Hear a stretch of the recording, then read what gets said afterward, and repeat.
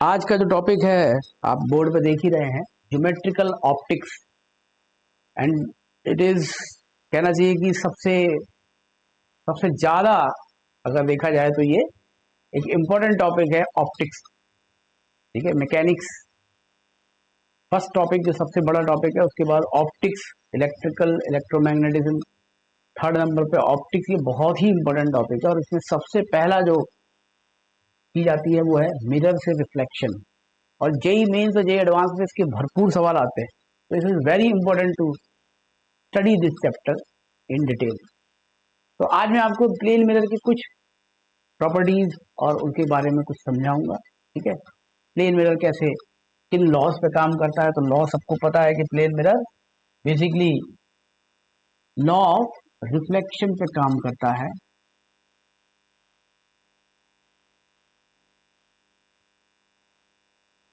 Law of reflection जो होता है सबको पता है, 9th क्लास में टीचर सब लॉ ऑफ रिफ्लेक्शन बताते हैं। प्लेन मिरर को रिफ्लेक्ट ऐसे दिखाया जाता है, एक लाइन के पीछे ऐसे एंगल पे लाइनें बनाई, इसको बोलते हैं पॉलिश इन द मिरर। एक होता है नॉर्मल टू द मिरर, जो line which is at 90 degree mirror पे होती है। लाइट को एक रे से रिप्रेजेंट करते हैं, एक लाइन जिसको हम बोलते हैं रे ऑफ लाइट। ठीक है, इसको बोलेंगे हम इंसिडेंट रे। क्या बोलेंगे? Incident ray. ठीक है, इंसिडेंट रे और कॉमन नॉर्मल, जो नॉर्मल अभी हमने मिरर बनाया, इनके बीच में बनने वाले एंगल को हम बोलेंगे angle of incidence. Angle of incidence, ये एंगल किसके बीच में है? कॉमन नॉर्मल और एंगल ऑफ इंसिडेंट। ठीक है, जहां से लाइट आ रही है, ये लाइन जो है वो लाइट के प्रोपोगेशन को रिप्रेजेंट करती है, और एरो जो है वो लाइट कहां से चल के कहां को जा रही है। लाइक सपोज जैसे मैं यहाँ पे आपको एक टॉर्च बना दूं, है ना, तो ये लाइट टॉर्च में से निकल के मिरर के ऊपर गिर रही है, और जब ये रिफ्लेक्ट होकर जाएगी तो ये जो आर एंगल है is called angle of reflection. तो ये सबको बातें 9th क्लास में ही बता दी जाती हैं। तो लॉ ऑफ रिफ्लेक्शन का पहला रूल ये है कि ये तीनों जो हैं, कौन कौन सी तीन चीजें हैं?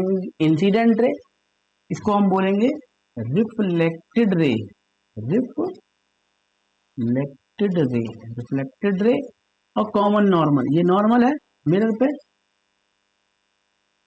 ये तीनों एक ही प्लेन में होंगे। एक प्लेन का मतलब अगर एक्स वाई प्लेन है तो X Y plane, X Z. ऐसा नहीं है कि लाइट ऐसे आके इधर चली जाएगी उस प्लेन में, वो उसी प्लेन में रिफ्लेक्ट होगी।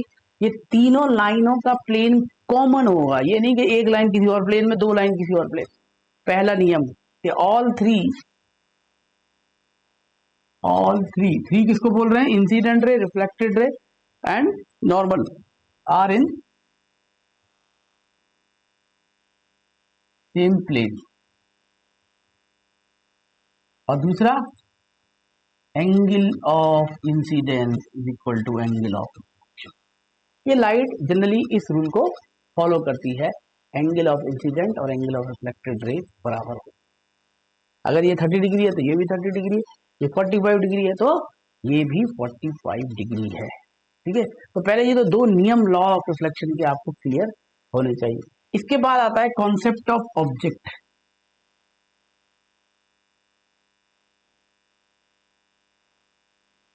कि भाई ऑब्जेक्ट किसको कहते हैं? लाइट में आप बहुत सारी चीजें सुनोगे, पूरी लाइट ऑप्टिक्स में आप ये लाइनें बार बार सुनोगे, object, image, virtual object, real image. ठीक है, ये शब्द आपके दिमाग में बार बार टकराएंगे, तो इनके चीजों को समझ लेते हैं। बेसिकली ऑब्जेक्ट वो है जिसको देखा जा रहा है, जिसको हम देख रहे हैं। ऑब्जर्वर वो है जो देख रहा है। ठीक है, अब मान लो आप किसी पॉइंट ऑब्जेक्ट की बात करते हैं,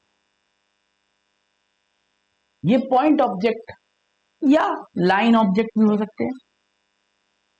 बेसिकली इनको हम एक्सटेंडेड ऑब्जेक्ट बोलते हैं। क्या बोलते हैं?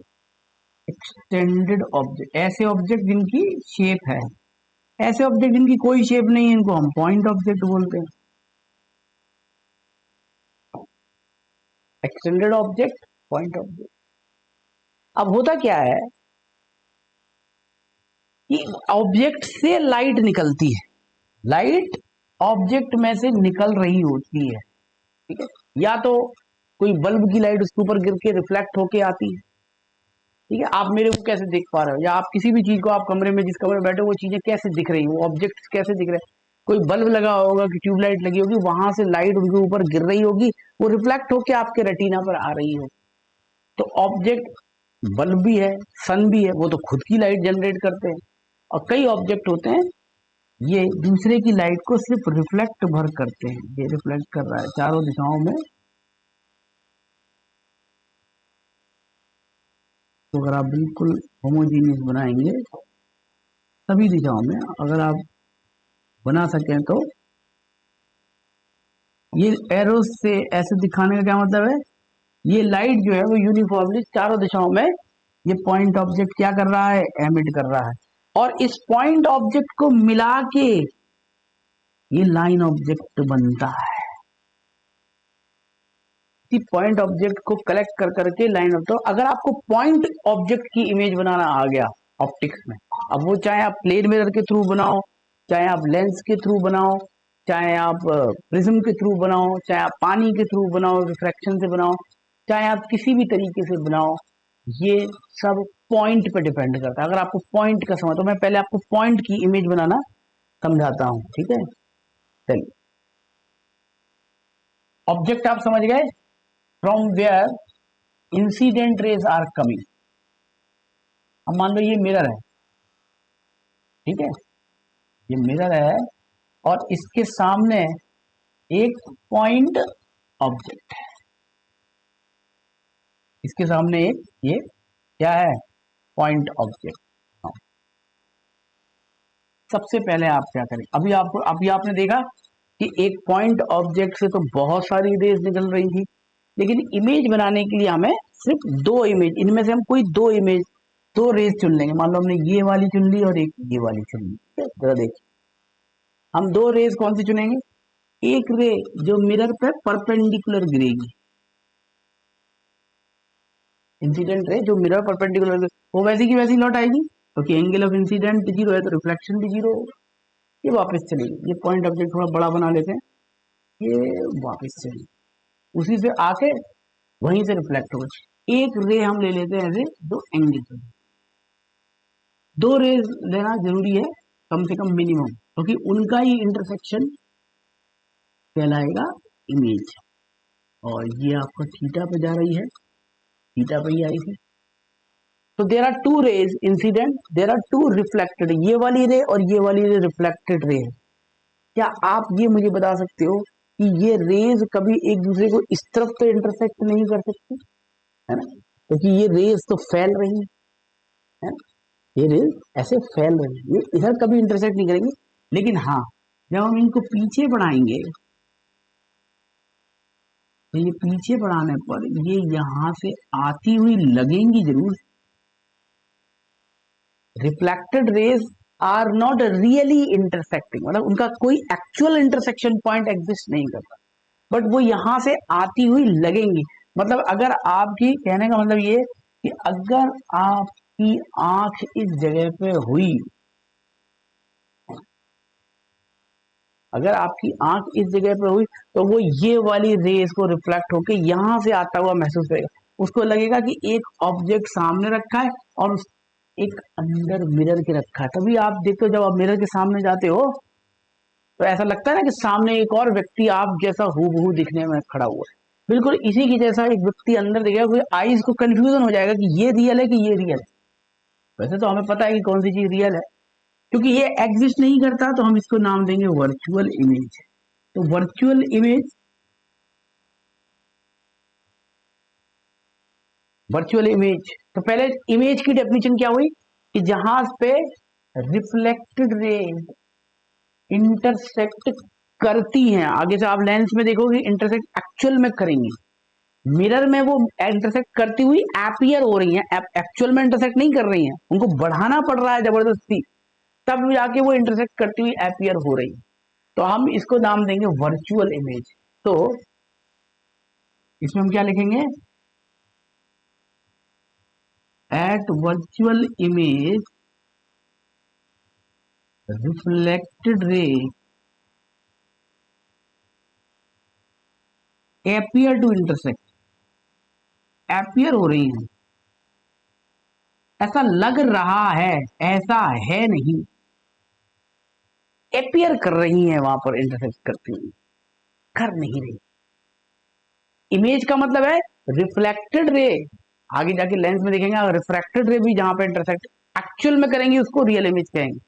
जहां करती हुई अपीयर होंगी तो आपकी आंखों को ऐसा लगेगा कि एक ऑब्जेक्ट मिरर के पीछे भी बैठा है,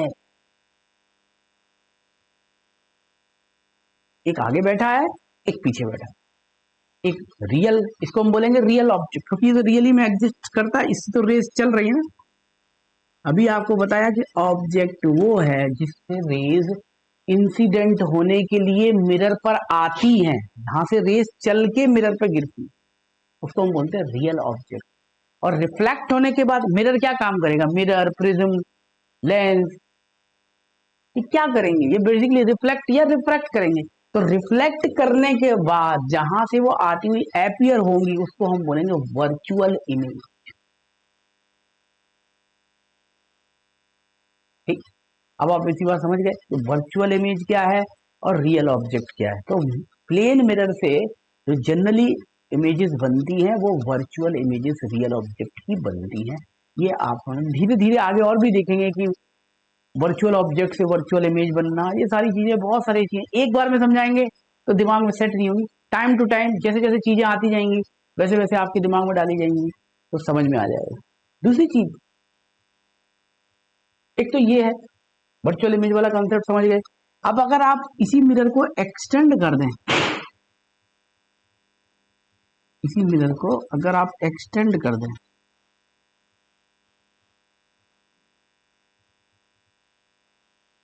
और इसके सामने एक्सटेंडेड ऑब्जेक्ट रख दें, अब आपको इसका बार बार रे डायग्राम बनाने की जरूरत नहीं है जो आपने पॉइंट ऑब्जेक्ट में बनाया, आपको क्लियर पता है। अगर मैं इस चीज को थोड़ा सा हटा दूं, ये चीज जगह चाहिए, आपको क्लियर पता है कि जो जो ए है, ये जो ए है, ए की इमेज ए के सामने ही बनेगी। आप देख रहे हैं ना, ओ की इमेज ओ के सामने बनी, ऐसा तो नहीं था कि ऊपर नीचे बनी।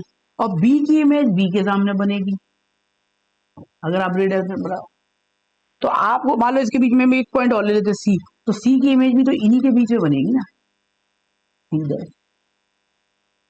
क्योंकि जितनी ये डिस्टेंस होगी यू, ऑब्जेक्ट डिस्टेंस जितनी होगी उतनी ही इमेज डिस्टेंस होगी। तो जब इनको ज्वाइन करेंगे तो यहाँ पे एक आकृति तैयार होगी, एक शेप तैयार होगी जिसको बोलेंगे extended image, virtual extended image. यही तो है, ये आप खड़े हो, ये आपकी वर्चुअल एक्सटेंडेड इमेज मिरर के सामने खड़ी होती है, उतनी ही दूरी पर लगती है जितनी आप खड़े होते हो। ये यू और v, value of u, modulus of u, magnitude, इसको बोलेंगे ऑब्जेक्ट डिस्टेंस को बोलेंगे इमेज डिस्टेंस, के मॉड्यूलस यानी उनके मैग्नीट्यूड बराबर होते हैं। इतनी बात समझ गए। तो एक्सटेंडेड ऑब्जेक्ट, सबसे बड़ी बात कि चूंकि ये बराबर है तो जितनी हाइट होगी उतनी हाइट इमेज की भी होगी। आपने देखा होगा कि आप प्लेन मिरर के सामने जब भी खड़े होते हैं तो उतनी इमेज का पर्सन आपके सामने खड़ा हुआ होता है। तो क्या क्या क्वालिटीज हैं, पहली क्वालिटी क्या बताना है कि ऑब्जेक्ट ने जो इमेज बनाई मिरर ने वो रियल है या वर्चुअल है। तो पहला आंसर हो गया वर्चुअल, अपने केस में आंसर है इमेज वर्चुअल है। दूसरा, उसकी लोकेशन, इमेज कहाँ है, ये हर बार जब भी आप इमेज बनाओगे तो आपको ये बतानी पड़ेगी कि वो कहाँ बन रही है, किस जगह पे बन रही है। तो location behind the mirror,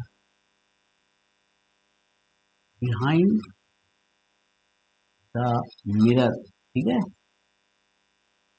at same distance as you as object। Mirror के पीछे लोकेशन उसकी होगी, उसमें वर्चुअल रियल है वो भी बता दिया। और अब दूसरी चीज इसमें बताएंगे, एक्सटेंडेड या एनलार्ज्ड, एनलार्ज्ड और डिमिनिश्ड, ये क्या बताएगा, और सेम साइज। आप कभी देखेंगे कि मिरर का इमेज जो बनी वो बड़ी भी दिखाई दे रही है, कोई छोटी इमेज दिखाई दे रही है, कभी कभी उसी साइज की दिखाई देगी। तो प्लेन मिरर में सेम साइज है, उतनी हाइट है जितनी ऑब्जेक्ट की हाइट है उतनी इमेज की हाइट है। ठीक है, तो रियल है कि वर्चुअल है। और चौथा और लास्ट पॉइंट, इरेक्ट और invert.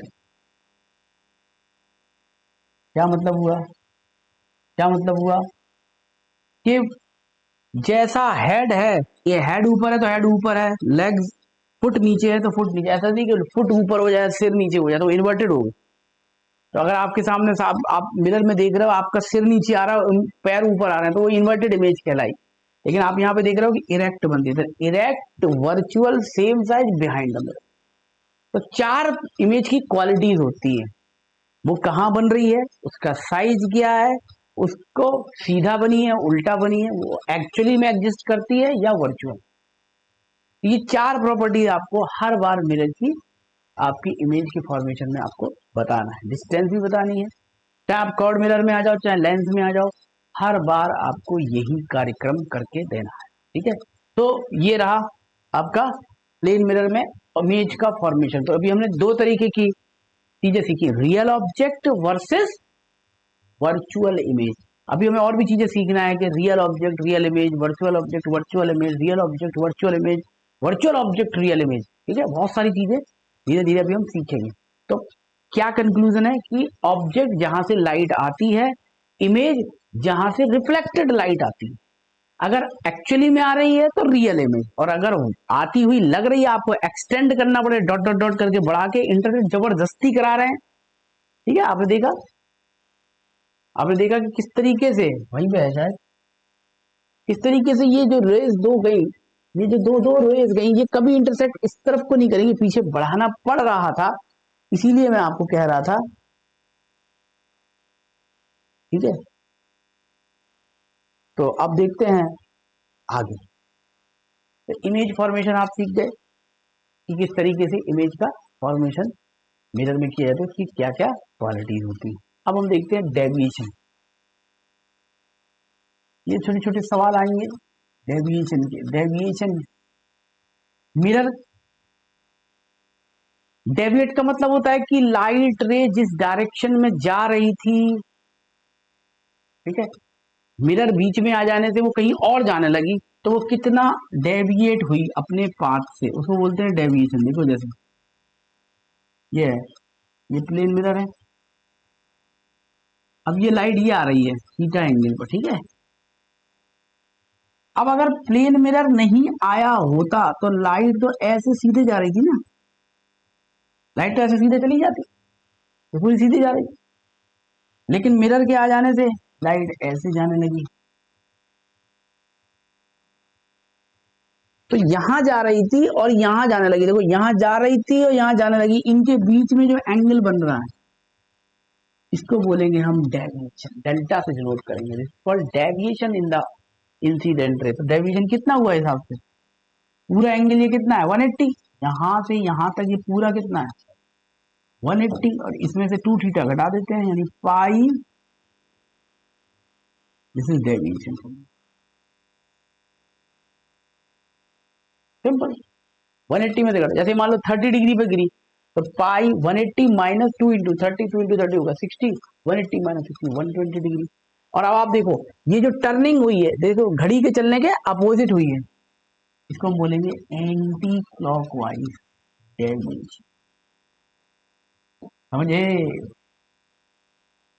This is anti clockwise deviation. अगर यही लाइट इस तरफ से आई होती, कहां से, यहां से आई होती और यहां जा रही होती, ये ऐसे जा रही थी, ऐसे जाने लगी। अब देखो ये डेविएशन कहलाएगा क्लॉकवाइज डेविएशन। ये ऐसे जा रही थी, ऐसे जाने लगी, ये ऐसे जा रही थी, घड़ी के उल्टी डायरेक्शन में घूमी, जैसे घड़ी चलती है उसके अपोजिट घूमे तो उसको बोलेंगे क्लॉकवाइज डेविएशन। ठीक है, इसमें दो एक्सट्रीम डेविएशन होंगे। पहला, अगर लाइट टॉर्च में ऐसे रखूं कि लाइट जो है वो मिरर की सतह के बिल्कुल पैरेलल गिरे, ऐसे मिरर की सतह पर तैरती हुई, इसको तैरना, फ्लोटिंग रे, किताबें इसको ग्रेजिंग इंसिडेंस भी कहती हैं। ग्रेजिंग, मिरर की सरफेस को टच करती हुई, grazing rays. Angle of incidence हो गया आई, 90 डिग्री। ठीक है, तो ऑब्वियसली जब ये 90 डिग्री पे है तो काहे का रिफ्लेक्शन, सीधी ही चली जाएंगी, 90 degree he angle of reflection हो जाएगा। उस केस में आप देखेंगे लाइट में कोई डेविएशन नहीं, जैसे आई थी वैसी चली गई। आप यहाँ पे 90 डिग्री डालो, यहाँ पे आप 90 डिग्री डालो, ये कितना आंसर आ जाएगा, ये आंसर आपका 0 आ जाएगा। ठीक है, एक्सट्रीम डेविएशन। और ऊपर उसी तरीके से अभी मैंने आपको पहले भी समझाया इमेज फॉर्मेशन करते समय, अगर ऐसे गिरे लाइट नॉर्मल के अलोंग आए, इसका मतलब आई क्या है, 0 है, तो आर भी क्या हो गया, 0 हो गया। ये लाइट ऐसे ही चली गई वापस, ठीक, वैसी की वैसी वापस, जैसी आई थी वैसी वापस चली गई। इसमें डेविएशन क्या हो गया, पाई माइनस 2 इंटू 0 पाई। ऑब्वियसली ये 180 डिग्री पर ही वापस चली गई। इसे बोलते हैं U turn, light U turn बोलते हैं ना, 180 डिग्री टर्न मार दो। कभी आप देखते हो आगे ट्रैफिक दिखते हो, आप वहीं से मुड़ जाते हो, यू टर्न, उसी रोड पे वापस जाना, तो बोले 180 डिग्री का डेविएशन। तो इसका मतलब डेविएशन, जब लाइट का एंगल ऑफ इंसिडेंस बढ़ता है तो डेविएशन घटता है, और 90 डिग्री तक पहुंचते पहुंचते डेविएशन 0 हो जाता है। तो अगर मैं इसका एक ग्राफ आपको प्लॉट करूं, deviation versus angle, angle of incidence, तो एंगल ऑफ जब इंसिडेंस 0 था तब एंगल ऑफ इंसिडेंस सबसे पहले आपने बनाया, एंगल ऑफ इंसिडेंस 0 था तो आपने देखा कि डेविएशन सबसे ज्यादा था 180, है ना। और धीरे धीरे करके जैसे 90 डिग्री पे पहुंचा तो डेविएशन, ये लाइन कहलाएगी डेविएशन की लाइन, या 2 थीटा। स्ट्रेट लाइन, अगर डेल्टा को मैं y लिख दूं और इसको x लिख दूं, ये स्ट्रेट लाइन की इक्वेशन है, y equal to mx plus c, slope negative है। ठीक है, अब जैसे इस पे एक सवाल करते हैं हम, जैसे मान लो क्वेश्चन आ जाए आपके पास, बहुत ही फेमस क्वेश्चन है, दो एंगल पे मिरर ऐसे रखे हुए हैं, ठीक है, और ये 60 डिग्री पर दोनों प्लेन मिरर हैं। अब देखना, लाइट एक मिरर के पैरेलल गिर रही है, लाइट एक मिरर के पैरेलल गिर रही है। हमें बताना है कि डेविएशन आफ्टर 2 रिफ्लेक्शन। ठीक है, तो सबसे पहले हम इस पे अगर कॉमन नॉर्मल बनाए, तो ये अगर 60 डिग्री है तो ये कितना हुआ, 30 डिग्री हुआ कि नहीं। और 30 डिग्री के बाद ये लाइट तो 30 डिग्री पे ही जाने वाली है ना। पहला डेविएशन कितना आया इसमें, 180 डिग्री, अभी निकाला, -2 इंटू 30 डिग्री, क्या आ गया आपका 60 डिग्री, तो ये हो गया तुम्हारा 180 - 60, ये कितना हो गया 120 डिग्री। अब ये क्लॉकवाइज एंटी क्लॉकवाइज, ये देख लो, एंटी क्लॉकवाइज है। कैसे, लाइट तो ऐसे जा रही थी और ऐसे मुड़ी, देखो घड़ी के चलने के अपोजिट, घड़ी तो ठीक है, घड़ी के चलने के अपोजिट डायरेक्शन, अगर ऐसे मुड़ती तो क्लॉकवाइज बोलते, ये एंटी क्लॉक, ऐसे लिखा जाता है। ठीक है, डेविएशन समझ गए।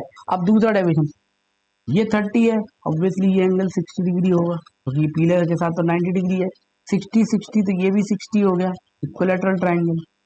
तो इस नॉर्मल के साथ ये 30 डिग्री बनाएगा तो ये फिर 30 डिग्री पे चली जाएगी लाइट, चली गई।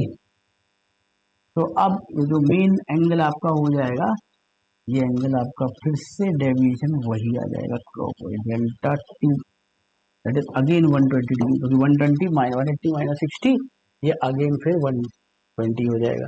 तो दूसरा डेविएशन भी 180 डिग्री माइनस, तो दो डेविएशन उसको लगातार एंटी क्लॉकवाइज मिलेंगे, तो जो नेट डेविएशन हो जाएगा वो हो गया उसका डेल्टा 1 प्लस डेल्टा टी। अगर एक डेविएशन क्लॉकवाइज और एक डेविएशन एंटी क्लॉकवाइज आता तो हम उसको बोलते घटाते हैं, ठीक है। तो ये 240 डिग्री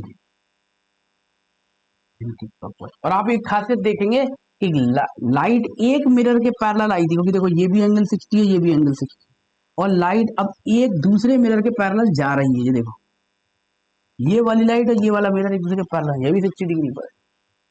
ऐसे भी प्रूव करने को आ सकता है कि 60 डिग्री पर एंगल हो मिरर के, और एक उसके पैरेलल आए तो दूसरे के पैरेलल चली जाती, ठीक है ना। एक ये डेविएशन का ये आपको एक छोटा सा एग्जांपल कराया। एक और हम करते हैं, कंसेप्ट है। नेक्स्ट कंसेप्ट ये है कि दो चीजें हैं जो सवाल पूछेंगे आपसे कंसेप्ट में, ठीक है।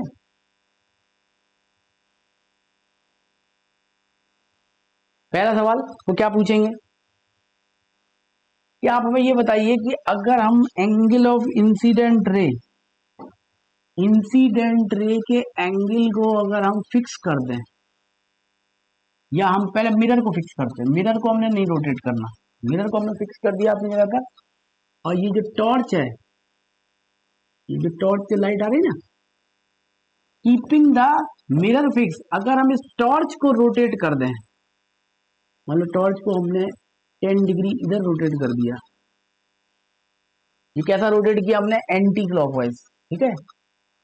तो पहले लाइट जा रही थी उतनी ही एंगल पर जितने पे आई थी, लेकिन जब आप 10 डिग्री इधर कर दोगे तो नेट एंगल आई प्लस 10 हो जाएगा, तो इधर भी एंगल कितना हो जाएगा, आई प्लस 10 होना चाहिए, क्योंकि दोनों एंगल बराबर होने चाहिए। तो आंसर होगा कि अगर मिरर को फिक्स रख के आपने इंसिडेंट रे को एंटी क्लॉकवाइज रोटेट किया, तो जो रिफ्लेक्टेड रे है वो भी उतने ही रोटेट करेगी बट क्लॉकवाइज,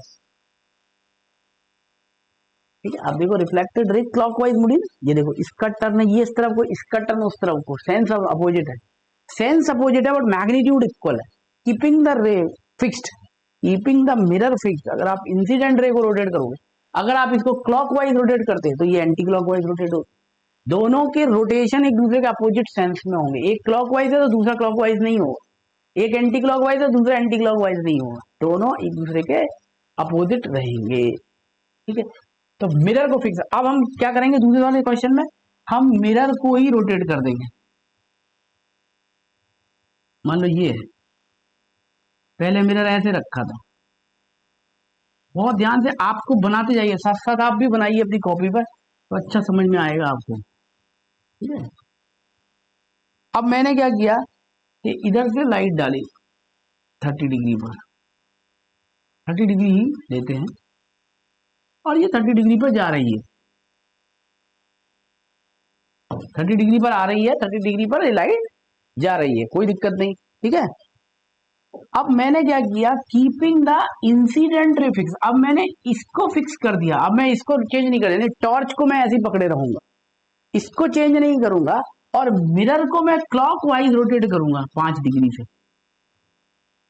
इस मिरर को मैं थोड़ा सा ऐसे टिल्ट कर दूंगा, हल्का सा इसको टिल्ट करते हैं, और नई चीजें मैं पीले रंग से बनाऊंगा, ठीक है ना, ताकि आपको समझ में आए कि इनिशियल वाली सारी चीजें मैंने व्हाइट कलर से बनाई, ये 5 डिग्री मैंने मिरर को रोटेट कर दिया। हाँ, ये ध्यान देने वाली बात है दोस्त, जब आपने मिरर को 5 डिग्री रोटेट कर दिया, तो क्या इसका कॉमन नॉर्मल अब इतने इसी ऐसे ही रहेगा, नहीं, कॉमन नॉर्मल भी 5 डिग्री रोटेट कर जाएगा दोस्त,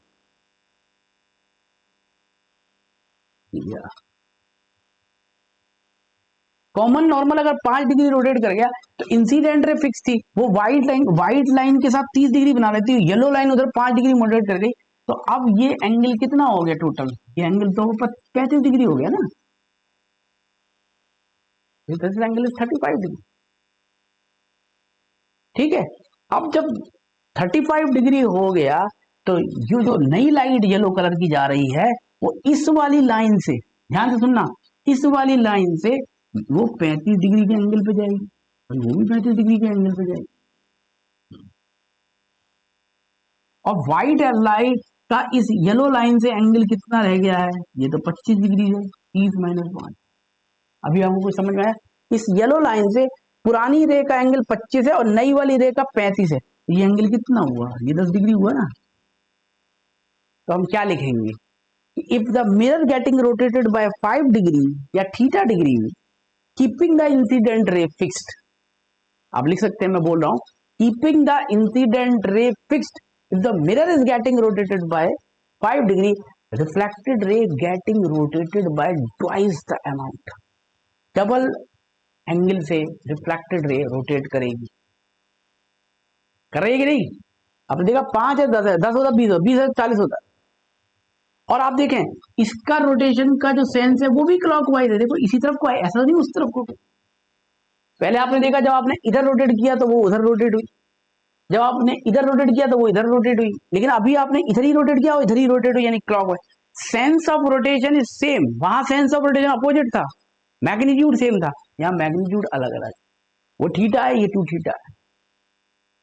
ये 2 चीजें पूछी जाती है, कीपिंग द रे fix, keeping the mirror fix. अगर हम लाइट, और ये डेविएशन मैंने आपको बताया, तो इस वीडियो में मैंने आपको basics of the plane mirror के बारे में बताया।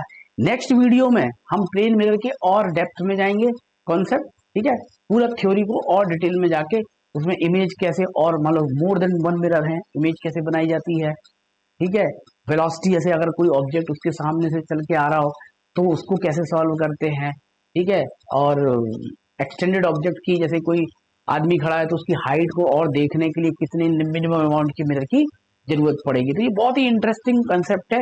आई थिंक 2 क्लास लगेंगी, एक क्लास ये हो गई, एक क्लास और लगेगी जिसमें थ्योरी होगी, और तीसरी जो क्लास होगी वो सिर्फ न्यूमेरिकल उसमें डिस्कस करेंगे। इस तरीके से हम हर कॉन्सेप्ट को थ्योरी क्लासेस और न्यूमेरिकल क्लास में बांट के करेंगे, ठीक है। तो इसी के साथ आज मैं अपना ये लेक्चर को यहीं पे समाप्त करता हूँ। आप इसी को अच्छे से रिवाइज करिए, नेक्स्ट टॉपिक में हम मिरर के और ज्यादा डेप्थ में जाएंगे। Thank you very much.